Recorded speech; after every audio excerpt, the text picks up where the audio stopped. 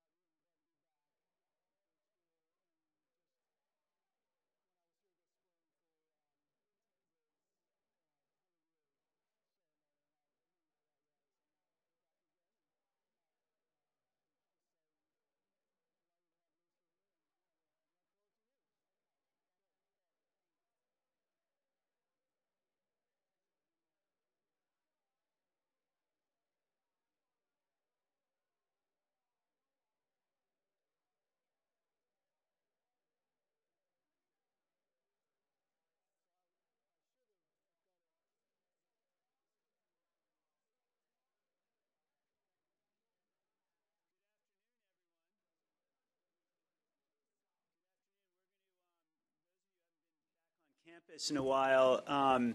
We are now on time instead of Michigan time.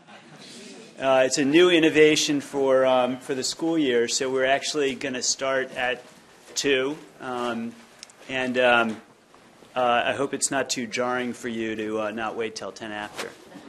I'm Michael Barr. I'm the Joan and Sanford Weill Dean of the Gerald R. Ford School of Public Policy. And it's my distinct pleasure and honor to welcome you here today for this wonderful discussion. I'm delighted to see so many Michigan alumni and friends in the audience. Happy homecoming. I'm sorry that the weather is looking a little bit iffy now and for tomorrow, but it is still fall in Ann Arbor, and the home team is favored to win by 2 touchdowns. We'll see how that goes. But the University of Michigan established the forerunner of the school that we're in today in 1914, so more than 100 years ago in the progressive era. And it was the first of its kind in the country and has really been a model ever since. As you know, Gerald Ford captained the Michigan football team here in the 1930s, went on to raise a family of 4 with Mrs. Betty Ford, and to spend his life in principled public service in Congress and eventually in the White House. When Michigan named our public policy school for President Ford in 1999, so nearly 20 years ago, the pride flowed strongly in both directions between the university and the Ford family. The family has visited here many times, and students and faculty here have come to talk often about what we call the Ford legacy. That is, leadership grounded in service, a commitment to hard work and getting the facts right, and having the courage and wisdom as leaders to do what is right, no matter what the personal cost. We're gathered here in one of our larger spaces for classes and events, the Betty Ford Classroom, aptly named, known informally and with affection by our students simply as the Betty. I hope you got a chance to see some of the wonderful photos of Mrs. Ford in the vestibule. They capture at least some part of the strength and joy and love with which she lived her life. I'm honored to introduce today's featured guests, here to tell us more about Mrs. Ford's life and legacy. I'll start with a host for our conversation, Mr. Mike Ford. Mike is the eldest son of former President Gerald R. and Betty Ford. Mike and his wife Gail have 3 daughters and 8 grandchildren. He currently chairs the Gerald R. Ford Presidential Foundation and has served on the Ford School's visiting committee for many, many years. Mike has a BA from Wake Forest and a master's in divinity and for the last 36 years he has built a long and successful career in student affairs, serving in multiple leadership roles at Wake Forest. As he retired earlier this year, Wake Forest presented Mike with the Medallion of Merit Award in honor of his many years of service to the school and its students. Commenting on that award, one of Mike's colleagues, University chaplain Tim Aumann, said of Mike, he models for students, quote, what it means to be a person of integrity, to be a truth teller, to be a person who values service. Mike, thank you for your friendship to the Ford School and, of course, for being with us here today. And now our special guest, the highly successful award-winning journalist Lisa McCubbin. Ms. McCubbin has been a television news anchor and reporter, hosted her own radio show, and spent 6 years in the Middle East as a freelance writer. She's written and co-written a number of books that have topped the New York Times bestseller list, including The Kennedy Detail, Mrs. Kennedy and Me, 5 Days in November, and 5 Presidents. Her latest book, released just 2 weeks ago, is titled Betty Ford, First Lady, Woman Advocate, Survivor, Trailblazer. It's the first in-depth biography of Betty Ford. Reviewers have called the book, quote, a meticulously researched and delightful biography, and, quote, a warmly sympathetic biography of a spirited woman. Ms. McCubbin, we're so honored to have you here to share with us what you've learned about the woman who is in a very real way a guiding light for the entire Ford School and the University of Michigan community. And so with that, please join me in thanking our special guests.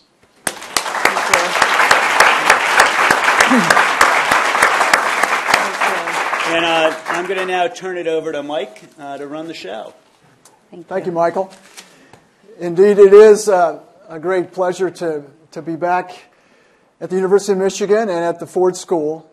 This place is a very special kind of home for our family, our extended family, and we love coming back here to, for me, to see college campus students, is in my DNA. I with my career in higher education, I love to be around college students and faculty, and here at Michigan, the ways in which this university and this school has impacted our family is very, very meaningful. But last spring, we had this very special event hosted by the Ford School to honor my mother, Betty Ford, on her 100-year anniversary. It was in April, and the school just rolled out this wonderful recognition of her life and in this space, and it was very, very special.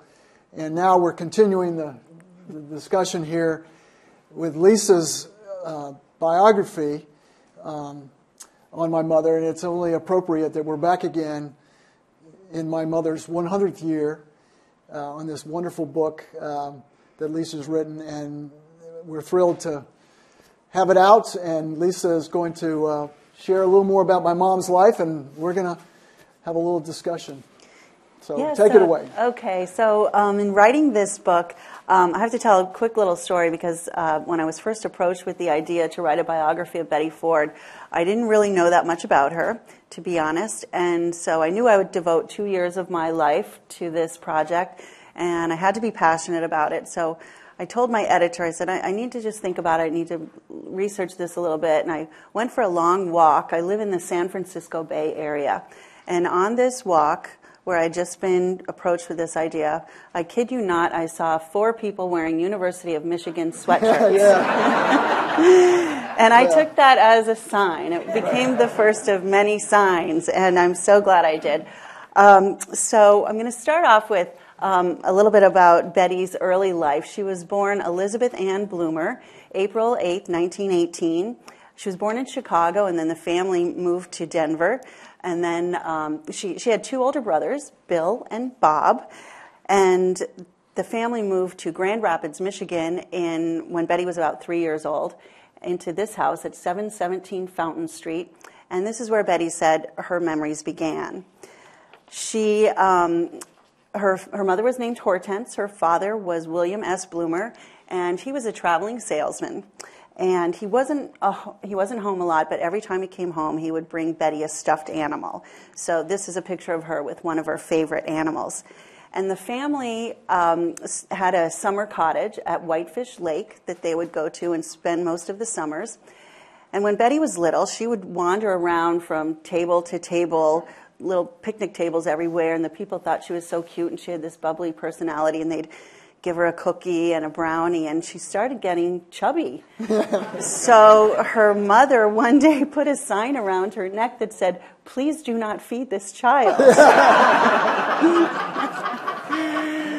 So Betty was kind of a tomboy, having two older brothers, and she was very athletic. Her mother wanted to instill some femininity into her, so she enrolled her in dance class when she was 8 years old, the Calatrava School of Dancing in Grand Rapids. And from the moment she started, Betty said dance was her happiness. She wanted to take every kind of dance there was. She started with ballroom dancing and then went on to ballet and tap and modern dance. And she fell in love with modern dance and ended up going to the Bennington College School of Dance at a summer program in Stowe, Vermont, and studying under Martha Graham, who was the grande dame of modern dance.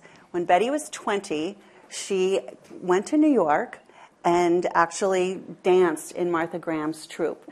She didn't make the A team, so to speak, because Betty liked to socialize. Everybody I interviewed, and Mike, I'm sure you can attest to this, right. Betty liked to have a good time. She always had a lot of boys wanting to go on dates with her, and she just enjoyed that. And Martha Graham said to her, "Betty, if you really want to be a number one dancer, you're going to have to give up your social life." Well, Betty loved dance, but she wasn't willing to give her whole life to that. So she ended up going back to Grand Rapids, teaching dance, and she also, to earn a living, she worked at Herpelsheimer's department store. She was a fashion coordinator there, and she loved fashion. She was beautiful. She was a model for Herpelsheimer's, and that's how she earned her living. So she also, when she went back to Grand Rapids, met a boy. She ended up marrying. His name was Bill Warren. And she, and I think this was something that, I don't know, did you even know about this growing up, that your mother had been married before? We did know about it, but they didn't talk much about that. It was kind of the 5-year... 5-year misunderstanding. Yeah. But actually, in reading your book, I learned a lot more about that. So that's good. So yeah, a lot of people didn't know that. So it turned out that so Betty's father had been a traveling salesman, and when she was 16, she came home one day and found that he had taken his own life. During the Great Depression, he had lost his job. She also found out at his funeral that he had been an alcoholic. She didn't know that because he traveled all the time. Turned out that she married a man, Bill Warren, who was just like her father. So she decided to divorce him, which in the 40s, this was a very big decision. But she knew that she couldn't live the rest of her life like this. So she divorced him, and she swore that she was never going to get married again. She was going to be an independent woman. And that's when Jerry Ford showed up. Yes. We like that. And he swept her off her feet. And he proposed very quickly. But when he asked her to marry him, she said yes. And he said, "We can't get married right away because there's something I have to do, but I can't tell you what it is." Well, she trusted him so much, and she said, "That's fine, whatever Jerry wants to do." And she would come to find out that the thing he was going to do was he was going to run for Congress. Now, she didn't know what running for Congress meant, but she thought if Jerry Ford wanted to do it, that was just fine. And then once she learned a little bit more, she thought, well, only old men with white hair go to Congress, so Jerry's not going to end up going to Congress. Well, sure enough, he was running, and they decided to get married. But the reason he didn't want to get married too soon was he was afraid that because Betty had been divorced before, that could hurt his chances for election. This was in the 40s. So they did end up getting married on October 15th. 15th. And there's a reason for that date, right, Mike? Yeah, so October 15th, 1948. And that was, maybe it was 47. Yeah, 47. They, it's a Friday. And, had to get married on a Friday because Michigan was playing on Saturday. Yes. And sure enough, that was her honeymoon. They were married in Grace Church in Grand Rapids and had a big party, and they jumped in the car and drove down to Ann Arbor for the big game, and that's how their life started. So she knew right away what she was getting into, right? There was a lot of football in that house then, with 3 boys to follow. So she thought she was marrying a lawyer from Grand Rapids. Well, now all of a sudden she's married to a congressman, and they moved to Washington, D.C. And Mike, Mike came along soon thereafter. Growing up, you would often go down to Congress, to the Capitol with your dad, and that was kind of like your playground. Right. So my father was all in with his career in the House, and Mom had the 4 children to try to manage and keep up with, and she did a wonderful job with that. But on Saturdays, my dad went to the office, but he always brought the boys down, the three boys, to give Mom a break. And this was a ritual where he'd take us to his office, he'd maybe get a haircut, he'd throw us in front of a desk and I said computer, it was a typewriter then. And he'd say, now all of you, this is how you type. So we would start learning how to hunt and peck. But he says, you need to write your mother a letter and tell her how much you love her and how special she is.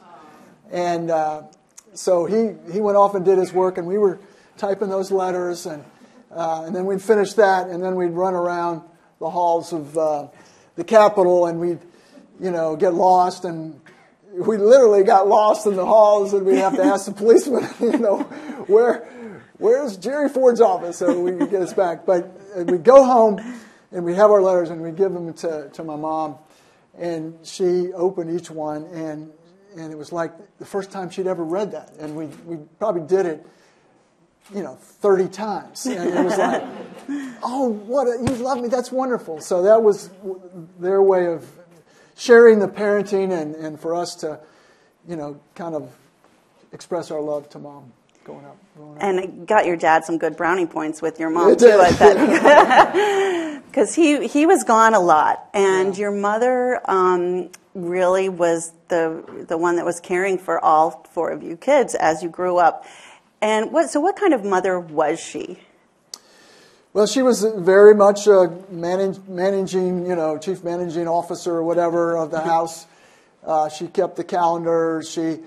All of the doctor's appointments and the, athletic events, and she was Cub Scout den mother, Sunday school teacher, and she was always kind of moving us from place to place, as any dutiful, loving mother would, because my dad was away a lot. Now, when he was there, he was all there. He was fully, engaged. Sundays were sacred for us as a family.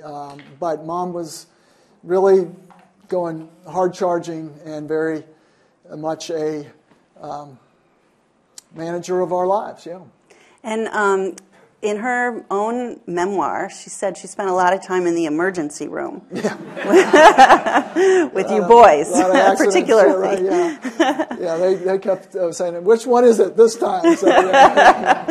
So, a very athletic family. So that was Betty's life, and she was very involved as a congressman's wife as well. She, when they were first married, she would go in and sit and watch what was going on because she wanted to learn what her husband's job was about so that when he came home in the evenings, she could talk to him intelligently about what he was doing. And so she really took an interest in politics and all of that. So as the kids grew, so there were 4 children eventually, Mike, Jack, Steve, and Susan. And Betty started to feel at one point that, there was just a lot going on. And like many mothers then and now, what about me? Right. She had been a career woman, and now she's giving to her family. And she had an incident in which she was reaching across the kitchen sink to open a window, probably to yell at one of the boys in the backyard. And she woke up the next day in excruciating pain. Ended up in the hospital, right? Pinched nerve. A pinched nerve.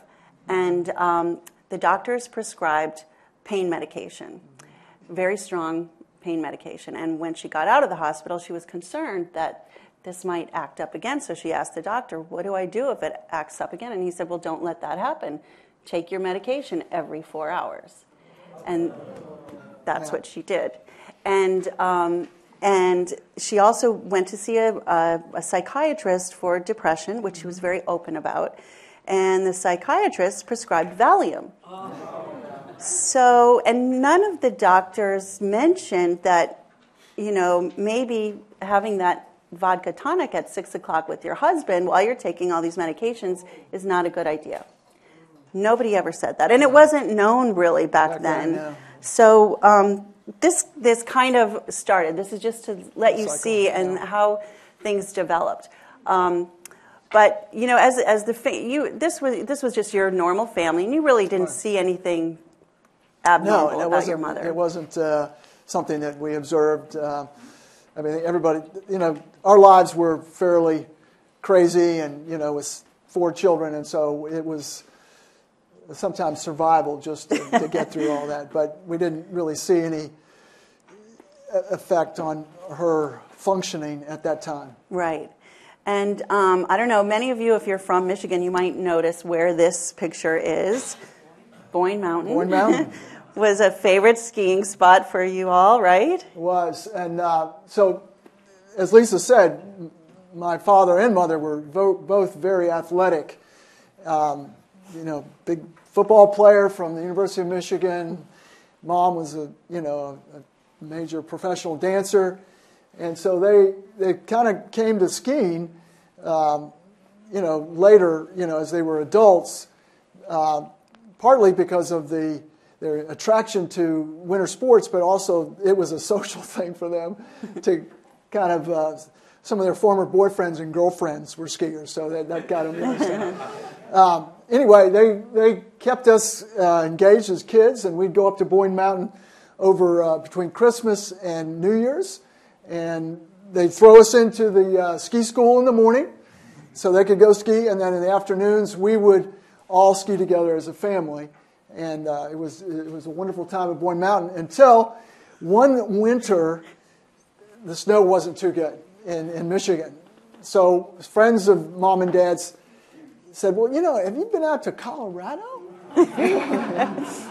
And so we took this trip to Vail, Colorado, when it was nothing. It was, one hotel. And the mountains were a lot bigger, and the snow was a lot more plentiful. And, God bless Boyne Mountain, we never... Once you went to Vail, right, so Vail became their second home, really. They bought a condominium there, and they would spend summers and Christmas there. So, and as you got older, your parents really wanted you kids to be involved with politics and current events, right? Yeah. You had family discussions about what was going on. Yeah, so in the living room, but also actually more around our dinner table, when Dad would come in, he'd always have his evening swim. That was his therapy. We did build a swimming pool in our little backyard, and he would kind of cleanse himself from, the work and on the hill, and then come we'd have dinner, and around the table we'd talk about these different issues in society. I remember many heated discussions around the civil rights movement, around Vietnam, just our role as a nation in Vietnam and that transition, and just many other things. And that was, I think, a place where they first instilled in us this sense of civic duty and responsibility and curiosity. So, those are special times, and it's been passed on, hopefully, to all of our children. Yeah. And so during this time, your father is rising through the ranks in Congress, and he becomes minority leader. And in 1973-ish, he told Betty, she was kind of getting tired of, this whole Washington life. She had come for she thought it was a 2-year term, and now 20 years go by. And he promised Betty that he was going to run one more time in 1974, and then he would announce his retirement in 1975. And Betty knew that Jerry's word was good as gold. So he's going to go back to practicing law and come back to Grand Rapids and kind of spend more time, in Michigan. But there was a different story there. Yeah. So, so in 1968, Richard Nixon and Spiro Agnew are elected, and then overwhelmingly again in 1972. And history intervenes when Vice President Agnew resigns, and all of a sudden Nixon has to nominate a vice president. Now, you knew your dad was on the short list. There was a list of about 10 names that were circling around, and you were away at college at this point? I was in graduate school, yeah. Okay. Time, yeah. So did you really think your father was going to be named as vice president? Not at all. I was not on the... I did not think it was going to happen. My mother did not either. She was not feeling like that was in the future there. If you remember back then, the name that was being circulated was John Connally from Texas. He was, everyone saying he's going to be the new vice president. And lo and behold, Richard Nixon pivots and he chooses Gerald Ford from Michigan. And it rocked our world. I'll say that. So, so all of a sudden, we go into depth in the book about this, about how this all happened and the phone call and everything. And, Betty's just overwhelmed because she really didn't expect this. And then in December of 1974, am I getting my years right? 73. Okay. 73. He is confirmed as vice president. And what does he do? He plants a big kiss on Betty right afterwards, and you can see the Speaker of the House looking like, whoa, but there are so many pictures of Jerry and Betty in these wonderful embraces, and they really had a wonderful love story. But when this happened, your dad apparently said to your mother, "Don't worry, Betty, vice presidents don't do anything anyway." It's true. Unless the president resigns, too. So, now where were you when you found out your dad was going to become president? Right, so this was in August of, 74.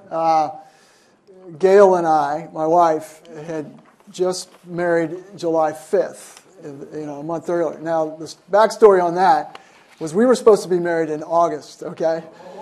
And it was, something that everyone in the family was excited about, and, Mom and Dad were wanting to make it right and not, make it too public. So they actually came to us not knowing what was going to happen because, the things with Watergate were just unfolding. Each day was a different revelation. And so they actually suggested that we move our wedding up to July just to be safe. So we did, July 5th. We are going back to graduate school. She was at Boston University. I was at Gordon Conwell Theological Seminary. And driving up to, we actually spoke to Mom and Dad and said, hey, we got to start school. What do you think? Should we stick around? No, go. So we're driving up. This was in the day when there was no cell phones. And so we are on the road with our, U-Haul, and we get up there, literally get up there. They'd been looking for us because we get up there and there is the press corps at our house, our little apartment. There's our friends waiting for us, and then we find out, literally find out that Nixon had resigned, was going to resign, and that was going to change everything. So we had to jump on a plane the next day to come to Washington for the swearing in of my father. That was a big summer for the Ford family. Was, wedding, yeah. your dad becomes president. Yeah. So this is August 9th, 1974, and your mother said in her memoir that this was the saddest day of her life. Why do you think that is? Why did she say that? Yeah, and I remember her saying that. I think for two reasons. At one level, she was very sad, as many of us were, to see a sitting president, Richard Nixon, have to resign from office. This was a dark day for our nation for many reasons, and that had never happened before. And I think at the other level, for my mother, she was looking forward to Dad retiring. He had promised. Yeah, he had promised. And, she could kind of see, a quieter, more intimate life. And she felt like this was, just ramping it up to another level. Right. Now, the good news is that she came to realize that as First Lady, she was only a few hundred yards from his office. Yeah. So it was really wonderful to have him so close by. And so she actually saw him, and he spent more time together in the White House than when he was moving around, traveling, speaking in Congress. And so that day actually, it had to have been overwhelming. And right a little different then, don't right after the swearing in, all that hair. You go into the Oval Office and have this family portrait taken, and then your dad goes to work, his first day of work, and the family goes back to their house in Alexandria because the Nixons had left so suddenly. There was no inauguration. There were no inaugural balls.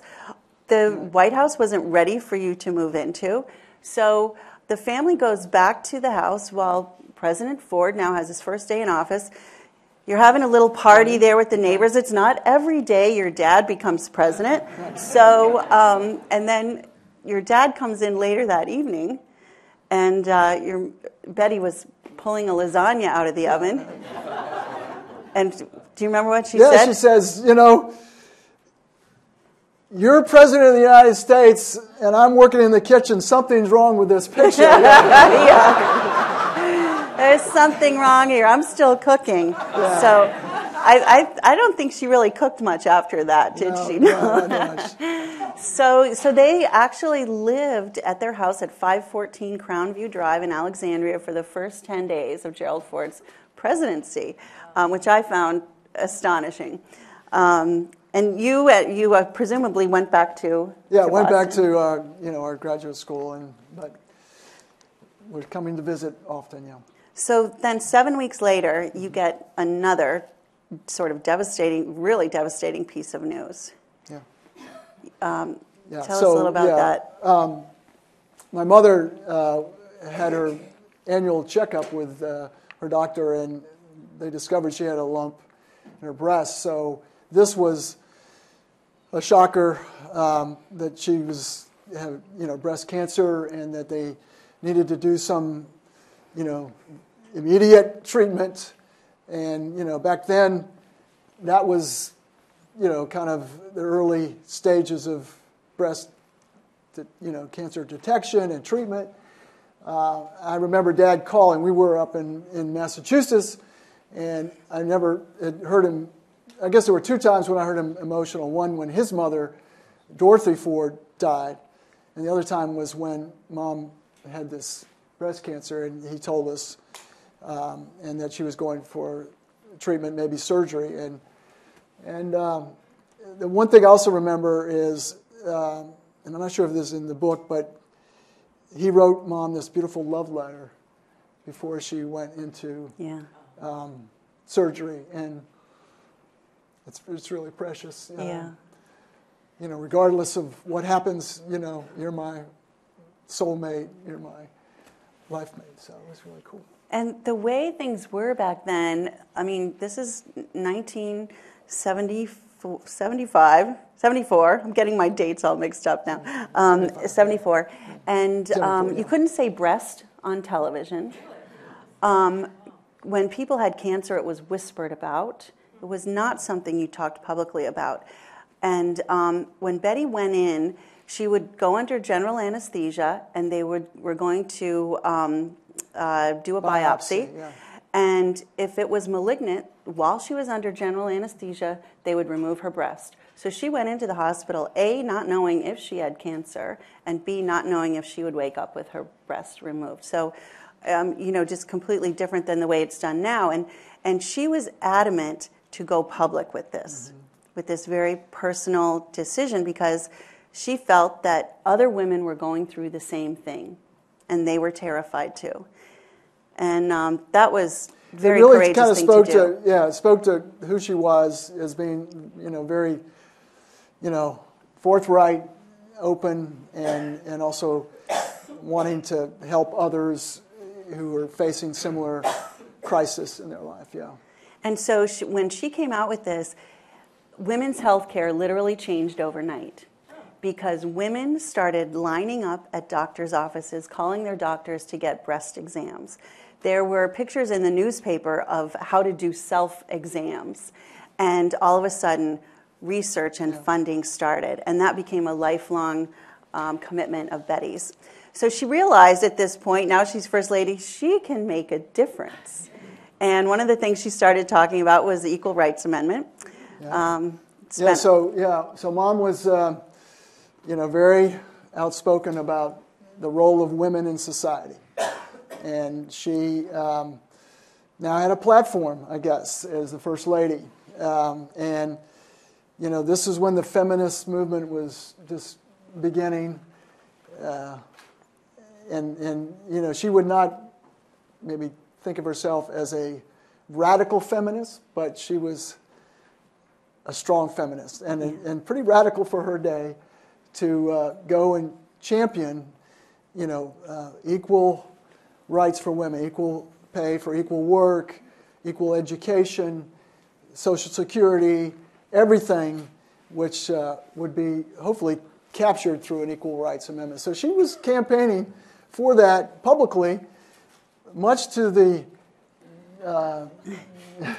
concern of not so much my dad, but all of my dad's staff. They thought she was a little too vocal about this, and the pushback and the public opinion wasn't going to be that great. And so she said, what? Dick Cheney and Don Rumsfeld went to President Ford and said, could you ask Betty to tone it down? And your dad said to them, if you want her to tone it down, you go tell her. And neither one of them did. And they confirmed that story with me last year when I saw them. So a year after your mom became First Lady, she agreed to go on 60 Minutes.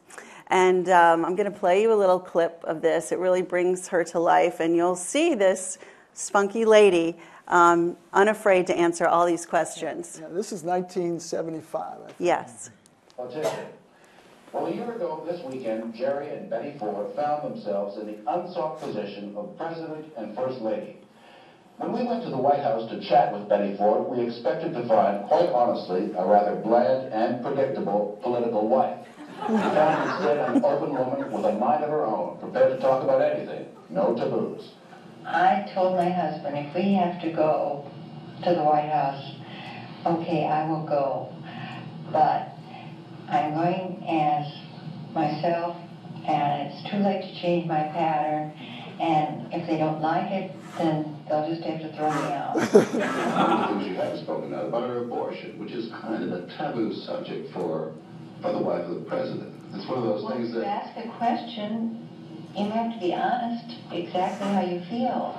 And I feel very strongly that it was the best thing in the world when the Supreme Court voted to legalize abortion and, in my words, bring it out of the backwoods and put it in the hospitals where it belonged.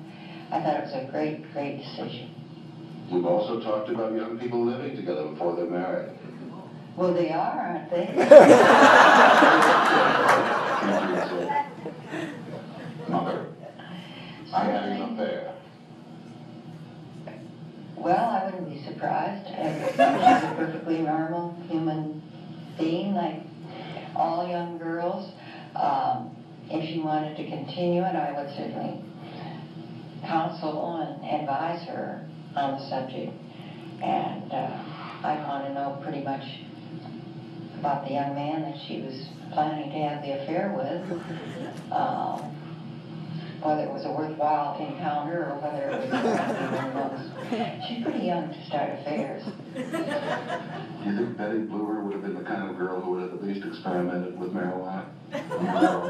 Oh, I'm sure when I was growing up at their age, I probably would have been interested to see what the effect. I never would have gone into it as a habit or anything like that.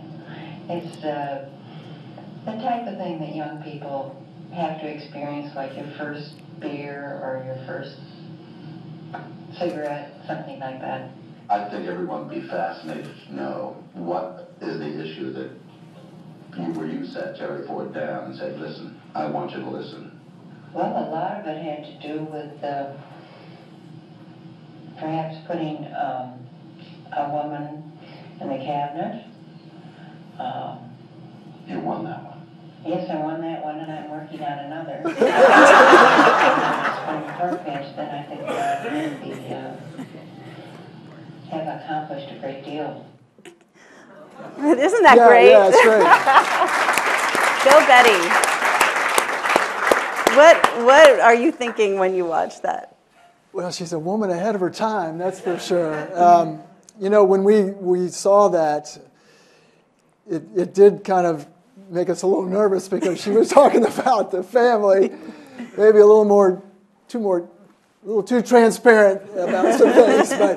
But then again, it was refreshing. It was, is the woman that was our mother, and we knew her as someone who spoke her mind and was, honest and really thinking about, what is the best for, all people. So I'm just glad she was able to, be outspoken like this. Yeah. Yeah, and we just love Betty. I'm going to go through these next ones a little bit quickly. She brought dancing back to the White House. Good, yeah. White House parties were fun again, and Jerry and Betty were always the last ones to leave the dance floor.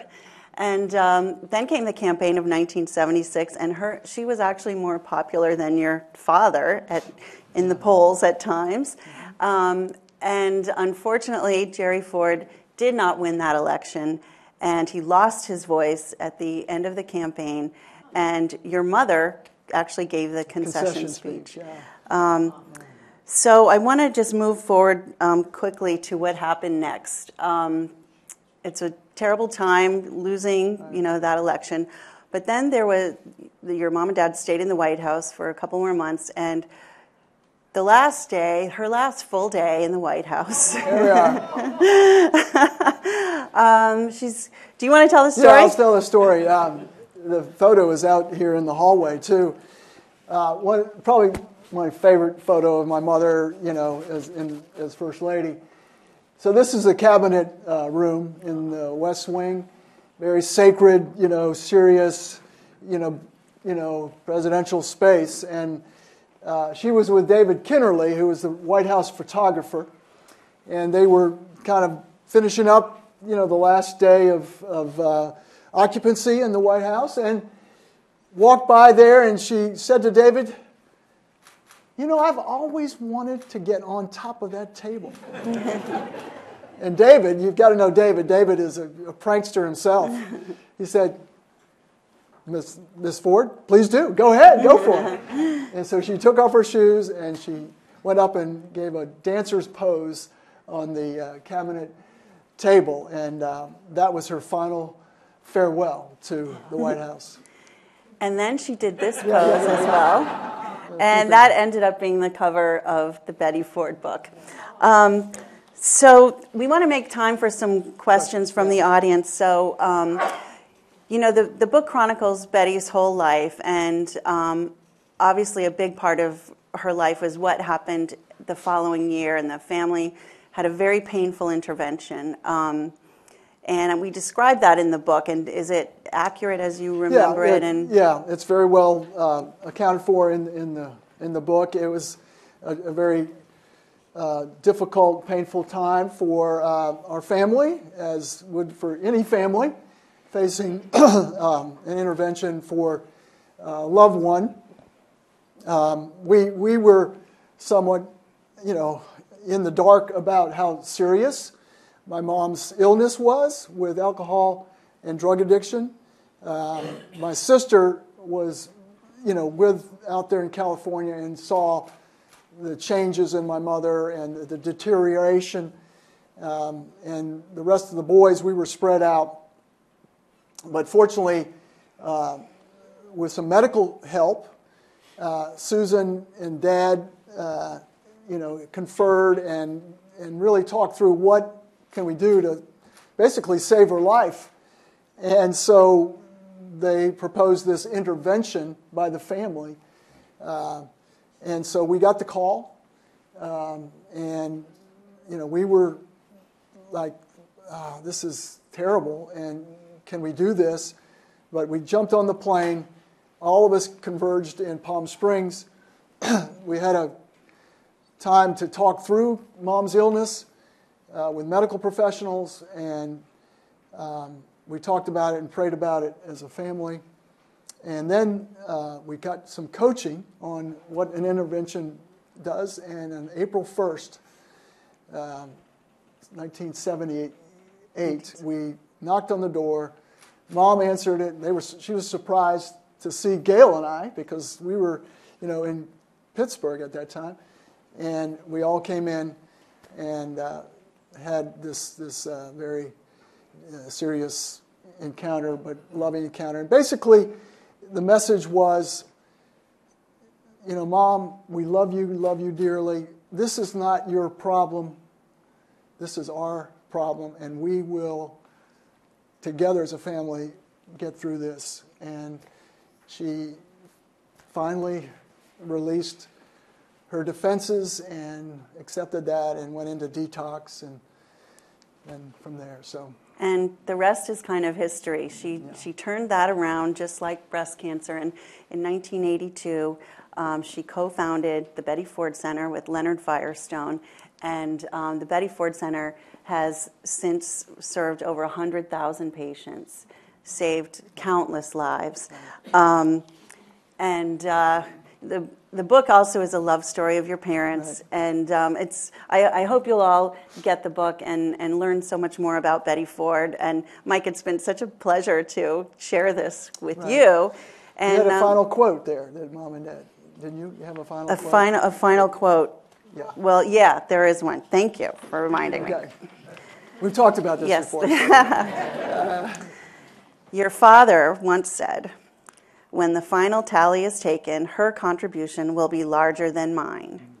Do you agree with that? Yeah.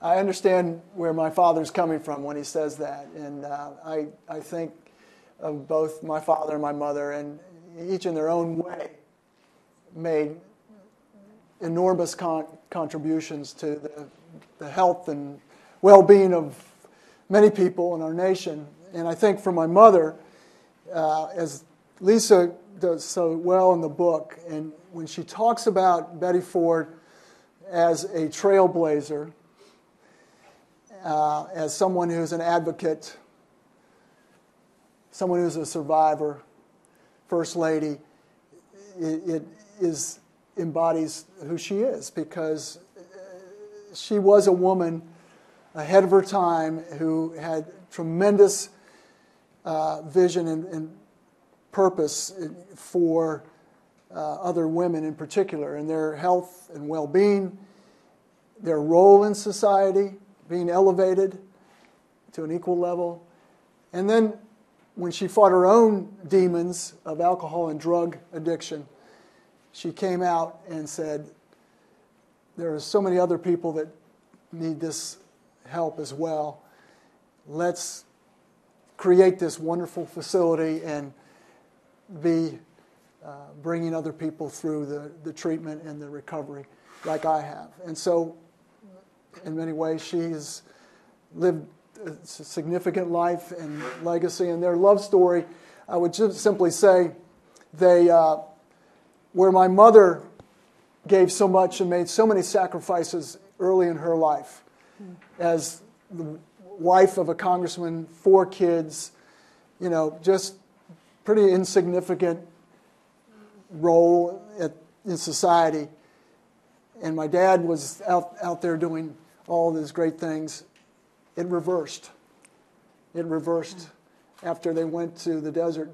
And when my mother came to realize her illness and go through recovery, the first person that was there by her side to champion her efforts to get well, to create this beautiful Betty Ford Center, to raise money, was my dad.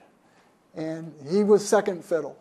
She was the centerpiece. And they shared 58 beautiful years together and impacted our lives and many others. So it was very special. So beautiful.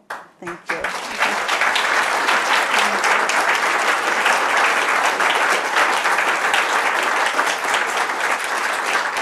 Questions?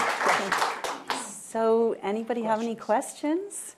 Do we need microphones? Yes, there's a microphone, so wait till she brings the microphone to you, and take this one right here. Thank you. Hi, Lisa. Hi, Mike. Thank you for being here. Lisa, knowing what you know about Betty Ford today, if you could talk to her today, what would you say to her? Oh, gosh.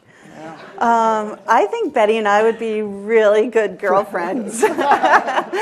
I would say thank you, first of all, just thank you. And I just want to have fun with her because she just seemed like such a fun lady.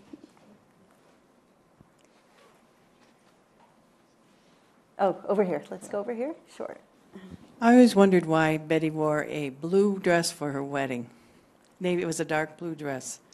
I'm guessing that because she had been married before, that she never really talked about it, but I think because it was her second marriage, that was, Yeah, that's why it was. And she designed it as well. Mm-hmm. Oh, okay. Yes. Yes, here. Hi, Mike, this question is for you.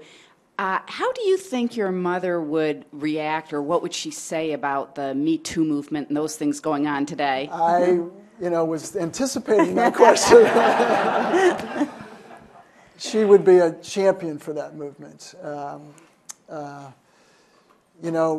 She, I think, understands that a woman's voice back then in the 70s and even today in 2018, in terms of their voice in challenging some of the social expectations, practices of today is not heard and needs to be expressed, and that there's many victims in society that have pushed it down, their experiences, their abuse or assault, and needs to be listened to and respected and given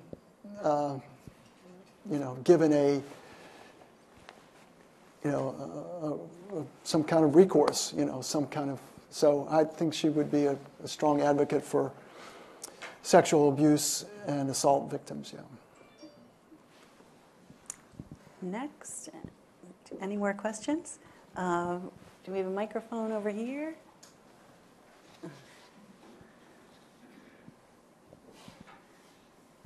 This is more of a remembrance one of my favorite political events I ever saw on television was when the tribute was to former President Ford. And Tip O'Neill, of course, as the Democratic Speaker of the House, and Ford, when the House was the minority leader, they got along so well. Something is so lacking today. I mean, those guys really hit it off well. And they were doing a tribute now to Betty Ford, and part of this too. And somebody was going to sing to Betty Ford, and Tip O'Neill grabbed that microphone out of his hand and said, "I'm going to sing to Betty Ford." And he sang beautifully, "When Irish Eyes Are Smiling." Oh, wow. That's Thank great. you. That's wonderful. I'm going to put that in the book. I know. Gosh, I should have interviewed you for the book. Part 2, the addendum. Any other questions? I interviewed over 70 people for this book, people that were colleagues, friends, and of course all the family members. Yes, Thank you. ma'am. This was a lovely, lovely discussion. I had a chance to hear Steve speak in Palm Springs on the week his dad became president, and it was just as moving as this was.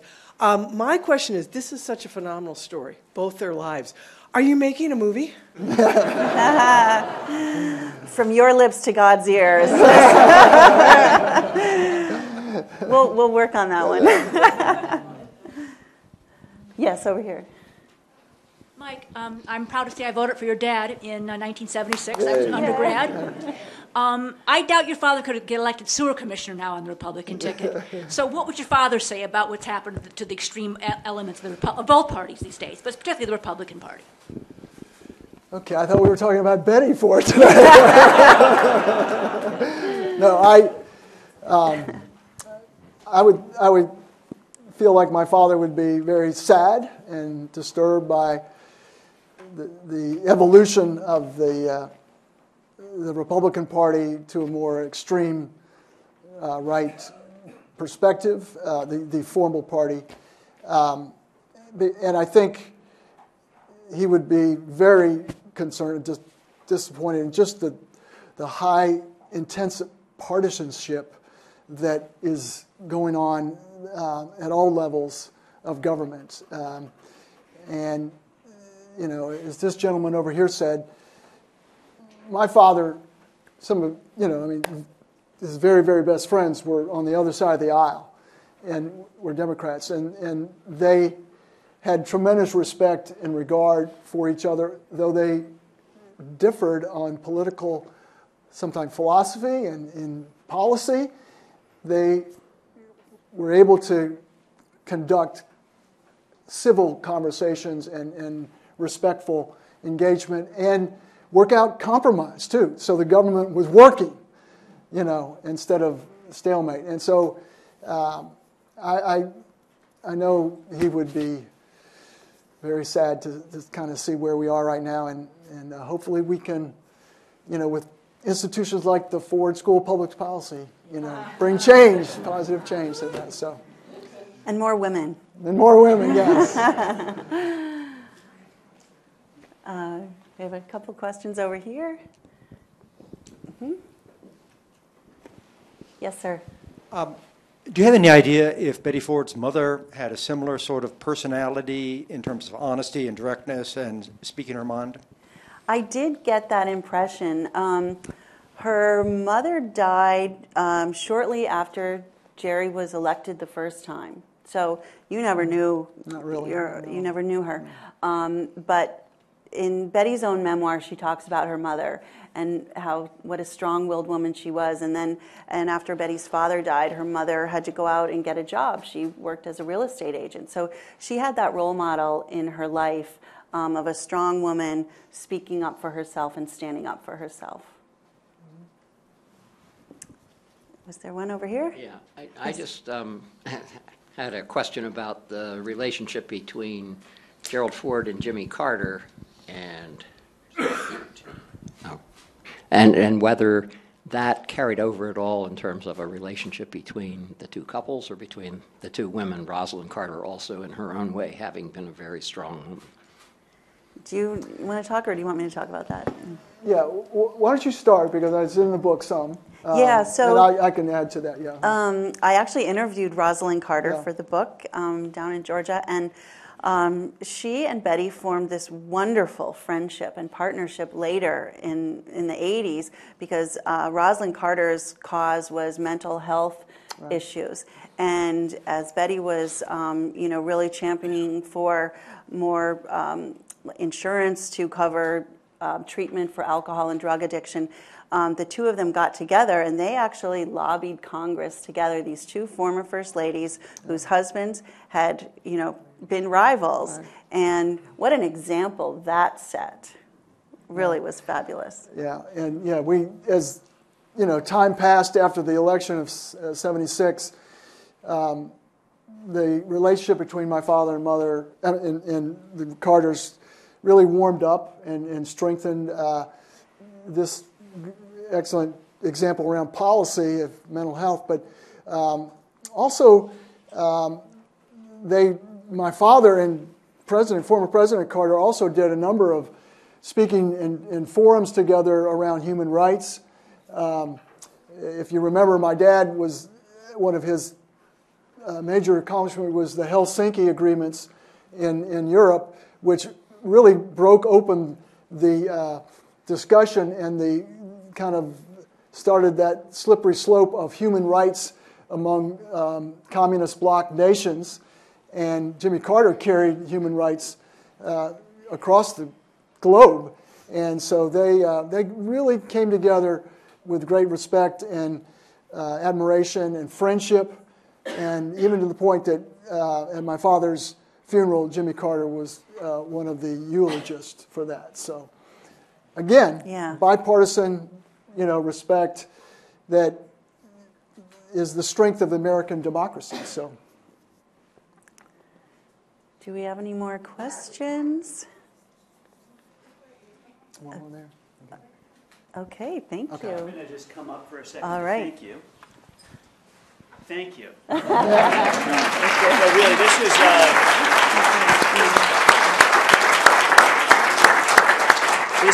was really just a very moving and insightful and fabulous discussion between the two of you, and I'm really grateful for both of you being willing to do it here at the Ford School and in the Betty. We are going to have a reception after this. Everybody's welcome to join for that. Lisa and Mike will have a little time to chat further at the reception. If you'd like a tour of the Ford School, we have Ford School students outside who will give you a tour of the Ford School. And I have a wonderful, wonderful homecoming weekend, and go blue. And the Betty Ford book is available for sale. Yes. and we'll be happy to sign I for it. apologize for that. The Betty Ford book is available for sale and signing outside. Please enjoy. Thank you. Go blue.